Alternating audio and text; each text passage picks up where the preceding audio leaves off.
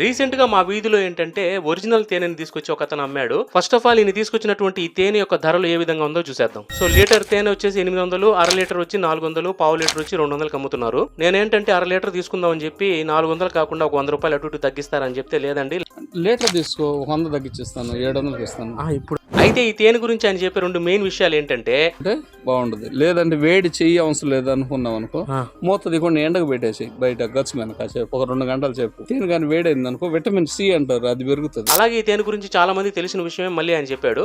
నీళ్లను వేడి చేసిన తర్వాత దాంట్లో నిమ్మరసం కాస్త కలుపుకొని ఈ తేనెను కలుపుకొని తాగితే కొలెస్ట్రాల్ తగ్గుతుంది అంటున్నాడు ఆయన. అయితే చాలా మంది డాక్టర్లు ఏంటంటే వేడి నీళ్ళలో తేనె కలవడం కూడా మంచిది కాదంటారు. So whatever it may be మీకేమనిపిస్తుంది అంటే ఈయన చెప్పిన విషయాల గురించి మీకేమనిపిస్తుందో ఖచ్చితంగా కామెంట్ బాక్స్లో తెలియజేయండి. కొన్ని వందల్లో అక్కడ చనిపోయిన తేనెటీగలను చూసిన తర్వాత నాకు కొద్దిసేపు నిజం చెప్పాలంటే నాకు చాలా బాధగా అనిపించింది. ఆపరా నాయనా నీ యాక్టింగ్ నువ్వు తీసుకుంటా నేను ఇంత సొల్యూ చెప్తున్నావు మాత్రం అనుకోవద్దు. ఖచ్చితంగా లైక్ అండ్ సబ్స్క్రైబ్.